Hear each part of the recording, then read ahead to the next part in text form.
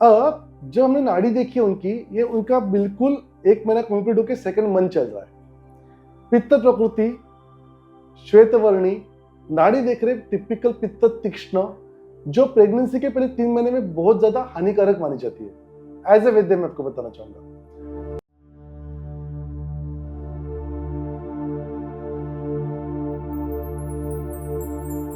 तो हमने उनसे पूछना शुरू किया। सर पे तिलक देख के हम समझ गए कि आध्यात्मिक वातावरण है, उनकी भाषा शैली।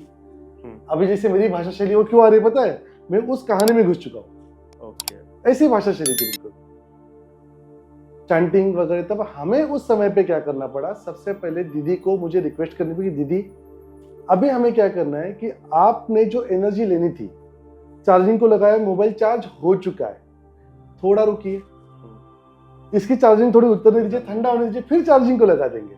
मैं आपको एग्जांपल क्यों दे रहा हूं मोहित जी, यहाँ पे हम नहीं चाहते कि चैंटिंग रोके। ओके, पर इतना ओवरलोड हो चुका है, अभी वो यंग है, up to the age of 32 to 33 आपके बॉडी में नए सेल्स क्रिएट होते हैं, इसलिए पता नहीं चलता। डैमेज 33 के बाद ज्यादा स्टार्ट होता है। यंगस्टर में कोई फर्क नहीं पड़ता, इसलिए उसके बॉडी में न्यू सेल्स क्रिएट हो रहे थे, इसलिए फर्क नहीं पड़ा आज तक कोई, इसलिए प्रेगनेंसी रह भी गई। बट अब यहाँ पे अगर कुछ डैमेज हो तो गर्भ हो सकता है, इसका डर ज्यादा है। इसलिए हमने उनसे रिक्वेस्ट की कि आप इसको मंत्रों को रोक दें। अब उनको हमने एक नस्से दिया है, नजल ड्रॉप, एक मेडिकेटेड घी का वो नस्से हमें बनाना पड़ा उनके लिए स्पेशली। ये नजल ड्रॉप डालने के बाद इसके पीछे एक साइंस है कि एब्जॉर्ब होता है, ब्रेन को नरिश करता है और उसको शांत करता है, पिट्यूटरी ग्लैंड को शांत करके बॉडी के टेम्परेचर को कंट्रोल में लाता है। इन्हें पूरे 9 महीने तक, डिलीवरी होने तक ये नस्से रहने के लिए हमने कहा है। बिलीव मी, 7 दिन के बाद उनकी नाड़ी नॉर्मल है और माइग्रेन चला गया है। मेरा खुद का माइग्रेन पर रिसर्च है कि काऊ घी और काऊ मिल्क का 98% सिग्निफिकेंट रिजल्ट है, क्लिनिकल ट्रायल में ले चुका हूँ। यहाँ लेकिन बात प्रेगनेंसी की थी, हमने प्रेगनेंसी में ट्रायल नहीं लिया, नॉर्मल में, लेकिन यहाँ ये हेल्प कर गया। तो अब हुआ क्या है कि वो जो हीट जनरेट हुई है और जो फ्रीक्वेंसी जनरेट हुई है, उसको हमने थोड़ा सा नरिश करके शांत कर दिया है, बैलेंस कर दिया है, खत्म नहीं किया। और उसके बाद हमने उन्हें कहा कि दीदी आप एक काम करो, ये सब होने के बाद भक्ति के 9 प्रकार है ना, तो आप जो ये चैंटिंग करते हैं इसे कीर्तन भक्ति कहा जाता है, तो आप भक्ति का टाइप चेंज कर दो, इससे आपका भगवान आपको उतना ही मिलने वाला है। तो हमने उनसे कहा कि क्यों ना आप हवन शुरू कर देते हो। आपके हस्बैंड अगर शंख फूके रोज तो वो फ्रीक्वेंसी आपको हेल्प करेगी, और ये शंख आप कान को लगा के देखना, अगर ओम की ध्वनि सुनाई दे तो वो शंख ओरिजिनल है, और ये शंख का जब नाद होगा तो फ्रीक्वेंसी बैलेंस है। तो ये हमने वहां पे शंखनाद किया है हवन के घी के साथ, और यहाँ पे हमने सात्विक मंत्र दिए जो यहाँ पे हम बताना अवॉइड कर रहे, लोग शुरू कर देंगे। That's true. तो यहाँ पे हमें क्या करना है कि सात्विक मंत्र बता के उन्हें शांत करना पड़ा। बिलीव मी मोहित जी, उनके 9 महीने काफी अच्छे गए, उनका जो आने वाला बालक है उनसे ज्यादा आध्यात्मिक है और पावरफुल है, ये उसके रिजल्ट है।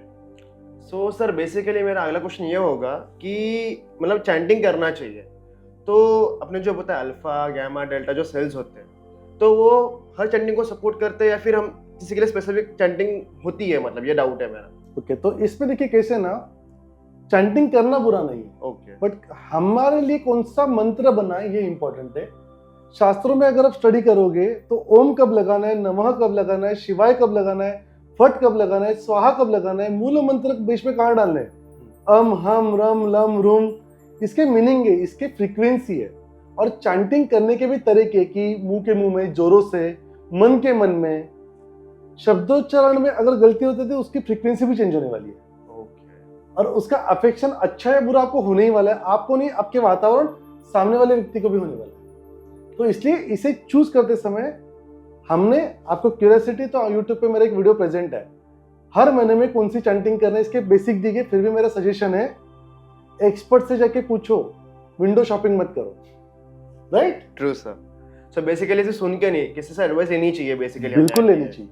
Okay sir, true. तो मुझे लगता है समय के चलते इस कहानी को तो यहीं पे खत्म करेंगे, पर आपके लिए खास है क्योंकि आप गुगली डालते थे, इस बार मैं गुगली डालने वाला हूँ। Okay sir. अगले पॉडकास्ट में हम क्या करेंगे, किसने क्या करना है और क्या नहीं करना है, ये मैं एक मेरे रियल लाइफ स्टोरी के एक्सपीरियंस के साथ बताऊंगा, इसी को कर्मज वैदिक कहेंगे। Okay sir. और इसके आंसर्स हमारे आयुर्वेद में दिए गए, and I am scientifically doing this since last 16 years. तो मिलते हैं अगले पॉडकास्ट में सर। एग्जैक्टली